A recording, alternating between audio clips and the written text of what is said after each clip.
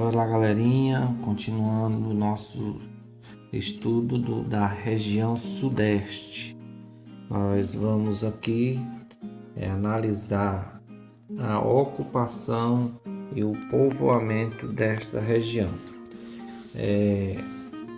Conhecido como São Vicente, no litoral, onde hoje é o estado de São Paulo, foi o primeiro núcleo de povoamento dado pelos portugueses no Brasil colônia. De 1532, por Martim Afonso de Souza, chega a primeira expedição colonizadora enviada por Portugal.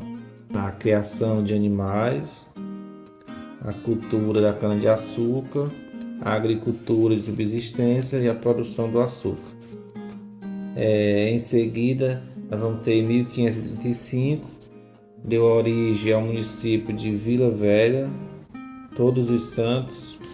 Em 1546, que deu origem ao município de Santos, Vila Nova do Espírito Santo. Em 1551, que se transformou no município de Vitória. São Sebastião, em 1565, fundado Paço de Sá, que deu origem ao município do Rio de Janeiro. Após ultrapassar as barreiras da Serra do Mar, o padre Manuel da Nóbrega, superior dos jesuítas no Brasil, acompanhado por José de Anchieta e outros padres, ergueu em janeiro de 1554 barracão para a catequese dos indígenas, que recebeu o nome do Colégio de São Paulo, localizado no Planalto de Piratininga, entre os rios Tamanduateí e Anguabaú, afluentes do rio Tietê. O colégio deu origem à cidade de São Paulo. Da vila de São Paulo segue para o interior. Como nós vimos, os bandeirantes tiveram grande contribuição nessa ocupação e povoamento. Foram eles que, com o objetivo de aprisionar indígenas e vendê-los como escravos para as áreas açucareiras do Rio de Janeiro, da Bahia e do Pernambuco, outros bandeirantes se organizaram com o objetivo de descobrir ouro e pedras preciosas.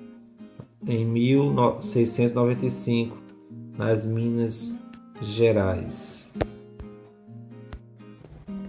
Nós vamos aqui para um dos produtos que tornou essa ocupação e esse povoamento do território da região sudeste, que é a mineração, Teve grande influência, grande destaque. Com a descoberta do ouro e pedras preciosas nas Minas Gerais, no século XVII, ocorreu intensa migração de pessoas do Nordeste, de São Paulo e até mesmo de Portugal, para a área de mineração. A região das Minas tornou-se, então, a principal área econômica do Brasil colonial. No final do século XVII e a partir do XVIII, para ficar mais próximo daquela região, o centro político-administrativo da colônia foi transferido em 1763 de Salvador para a cidade do Rio de Janeiro. A atividade mineradora nas Minas Gerais deu origem a vilas que se transformaram em cidades. É o caso de São José del Rei, atual Tiradentes, Vila Rica, atual Ouro Preto, Sabará, Ribeirão do Carmo, atual Mariana, Diamantina e outras. A metade do século XVIII teve início a uma decadência da mineração, em virtude do esgotamento dos aluviões auríferos. Com isso, a economia mineira regrediu ao nível de autossuficiência. O espaço geográfico até então aí construído tornou-se uma área de redução de população. Famílias migraram em busca de solos mais férteis para a prática da agricultura e muitos se dirigiram para áreas dos atuais estados de São Paulo e Rio de Janeiro. Outro produto que deu impulso à ocupação territorial e o povoamento foi a cafeicultura.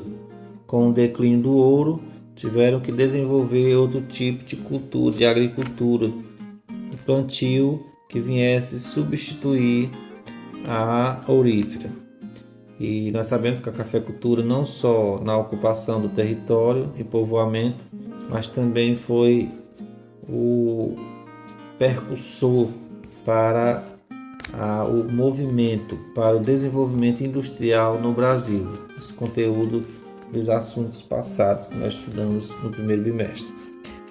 Com o declínio da atividade mineradora, o produto encontrado foi o café, planta de origem africana, introduzida no Pará em 1727 pelo sargento-mor Francisco de Melo Palheta, com mudas trazidas da Guiana Francesa.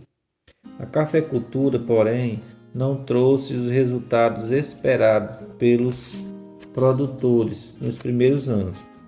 A exportação de grãos de café começaram a crescer somente a partir de 1816 e pouco tempo depois, em 1822, o Brasil conquistou sua independência política em relação a Portugal.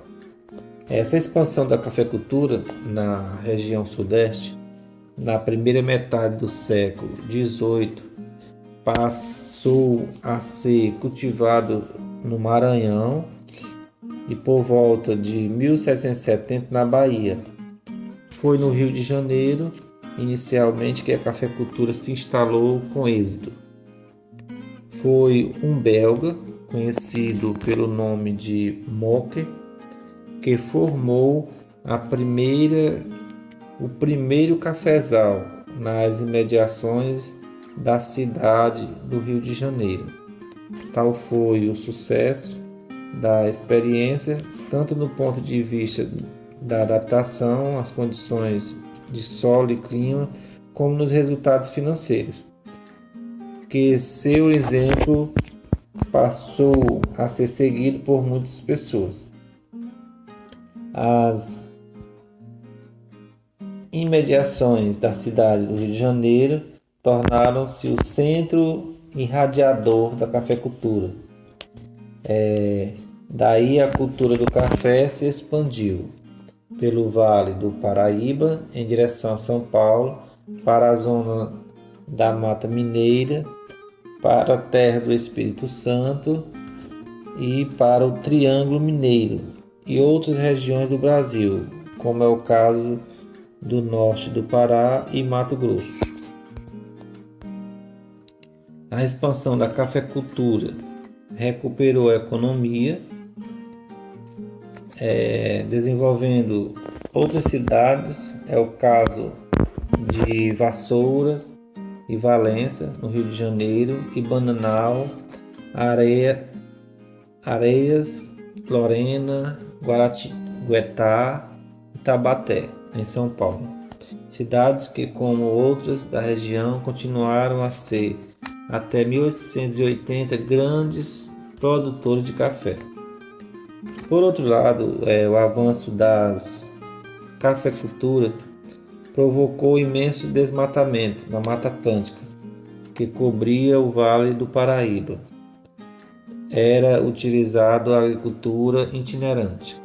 Quando o solo não oferecia mais a produtividade esperada, em virtude do seu esgotamento ou empobrecimento, as áreas eram abandonadas e uma nova área era desmatada, repetindo-se assim o processo por várias vezes. Assim, a cafeicultura deixou atrás de si destruição ecológica, além de provocar a decadência de muitas cidades, o que levou o escritor Monteiro Lobato a chamá-las de cidades mortas. No desenvolvimento industrial, a cafeicultura teve o seu grande desempenho. Nesse momento aqui, nós vamos ter a questão das ferrovias. Tiveram um papel importante na ocupação humana e muitas cidades surgiram ao redor de estações ferroviárias destinadas a receber a produção cafeeira e outros produtos. Nós temos também Adamantina, Araçatuba, Bauru, Lins, Lucélia, Penápolis, Pompeia, São José do Rio Preto, Tupã e Vatuporanga, todas no todo no estado de São Paulo. Devemos considerar que as ferrovias foram importantes para a industrialização inicial de São Paulo e do Rio de Janeiro, ao propiciar o transporte tanto de matérias-primas para as indústrias como a produção industrial para o interior.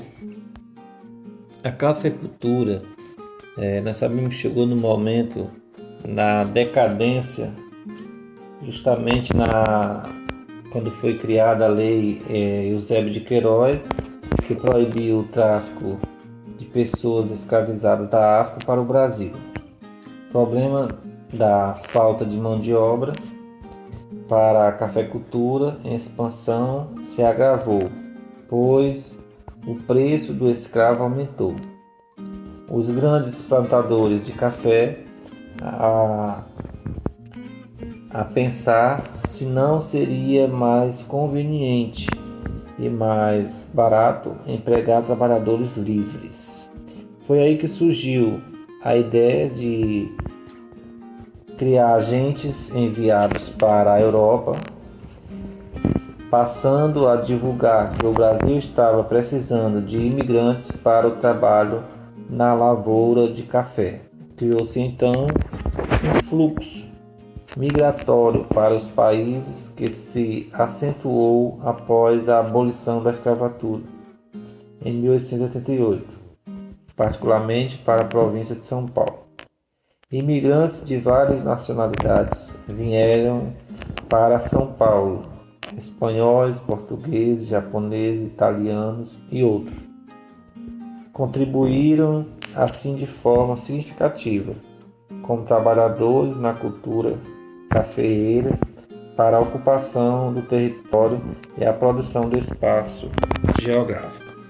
É assim, galera, nossa aula aí sobre a região sudeste, a ocupação e o povoamento desta região, que hoje é uma das regiões mais industrializada e mais povoada do nosso Brasil. Valeu, galera, e até a nossa próxima aula.